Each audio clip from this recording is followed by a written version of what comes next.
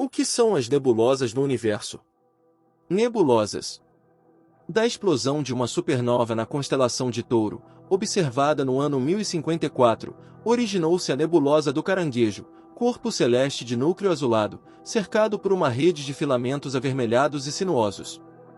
Nebulosa é um corpo celeste gasoso e nevoento formado de uma concentração de gás ou poeira estelar, ou uma combinação de ambos, que ocorre no espaço interestelar.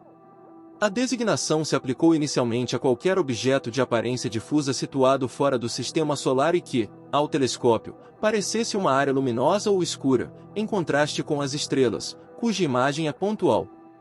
Essa primeira definição, no entanto, adotada numa época em que os instrumentos não permitiam divisar com maior detalhamento objetos muito distantes, abrange equivocadamente duas classes de objetos que não têm relação entre si: as nebulosas extragalácticas, atualmente denominadas galáxias, enormes conjuntos de estrelas e gás, e as nebulosas galácticas, massas muito menores de gás, com vestígios de partículas sólidas, localizadas numa única galáxia.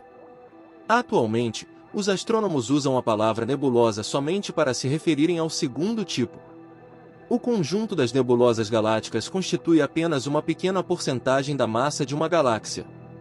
Observação de nebulosas. Os astrônomos gregos Hiparco e Ptolomeu já registravam a existência de nuvens de estrelas. Em 1610, 2 anos após a invenção do telescópio, a nebulosa de Órion, que a olho nu parece uma estrela, foi descoberta pelo francês Nicolas Claude Fabry de Peirés. Em 1656, o holandês Christian Huygens, que usou instrumentos muito superiores, foi o primeiro a descrever a brilhante área interior de uma nebulosa e a determinar que sua estrela interior não é única, mas sim um compacto sistema quádruplo, o bem conhecido trapézio, nome pelo qual ainda hoje são designadas as regiões interiores de uma nebulosa. No início do século XVIII, os astrônomos concentraram suas observações na localização de cometas, atividade cujo subproduto foi a descoberta de muitas nebulosas brilhantes. A mais extensa compilação desse trabalho foi realizada pelo francês Charles Messier, em 1781, e pelo britânico William Herschel e seu filho John, entre o início e meados do século XIX. A nomenclatura adotada nesses catálogos ainda hoje serve para identificar algumas galáxias. O advento da fotografia representou uma verdadeira revolução na compreensão das nebulosas, pois permitiu o registro de detalhes invisíveis a olho nu e a distâncias antes inimagináveis. Na década de 1880 fotografou-se pela primeira vez a nebulosa de Órion. Outro grande avanço foi a possibilidade de se estudar a natureza dos corpos celestes por meio da espectroscopia, pois é grande a diferença entre os espectros de uma estrela e de um gás. Graças a isso foi possível distinguir galáxias de nebulosas.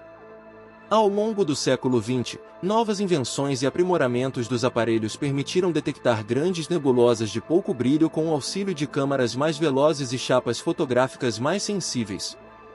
Posteriormente, aparelhos fotoelétricos aumentaram a eficiência das técnicas fotográficas. No fim do século XX, as pesquisas sobre nebulosas eram feitas quase exclusivamente por meio desses aparelhos. Finalmente, com a utilização de satélites espaciais, passaram a ser estudados os raios X e ultravioleta presentes no espectro das nebulosas e que, de outra maneira, seriam absorvidos pela atmosfera da Terra. Com essas e outras inovações, os cientistas puderam adquirir um razoável conhecimento teórico das nebulosas. Classificação e características das nebulosas. Em função de sua aparência, as nebulosas galácticas se dividem em duas classes principais: obscuras e brilhantes. As obscuras parecem manchas negras no céu. Normalmente têm forma irregular, absorvem a luz das estrelas mais distantes e em seu interior se formam as estrelas. As nebulosas brilhantes, que parecem superfícies pouco luminosas, emitem luz própria ou refletem a de estrelas próximas. Com base em sua origem e detalhes de sua aparência, as nebulosas brilhantes se subdividem em difusas, de reflexão, planetárias e supernovas remanescentes. Em geral de pouca luminosidade e forma irregular, as nebulosas difusas emitem radiação que elas mesmas produzem. Seu tamanho e sua massa podem variar muito e não há limite mínimo, pois deve haver uma pequena nebulosa difusa em torno de quase todas as estrelas. As maiores têm cerca de 200 anos-luz, mas uma difusa típica mede cerca de 30 anos-luz e tem densidade de 10 átomos por centímetro cúbico. A única nebulosa visível a olho nu, a de Órion, é a mais brilhante e estudada entre as difusas. As nebulosas de reflexão recebem esse nome porque refletem a luz de uma estrela próxima.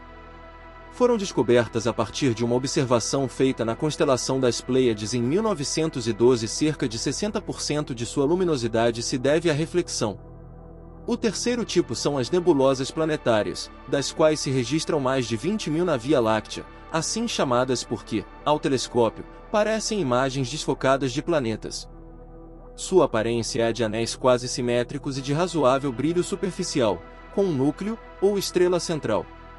Comparadas às difusas, são pequenas, com um raio típico de um ano-luz, e muito mais densas, com 1.000 a 10.000 átomos por centímetro cúbico. Uma das maiores e mais próximas é a da Hélice, na constelação de Aquário. Finalmente, as supernovas remanescentes são nebulosas gasosas resultantes das camadas em expansão ejetadas por uma supernova, espécie de explosão estelar. Escassas na Via Láctea, são observadas em maior número em outras galáxias.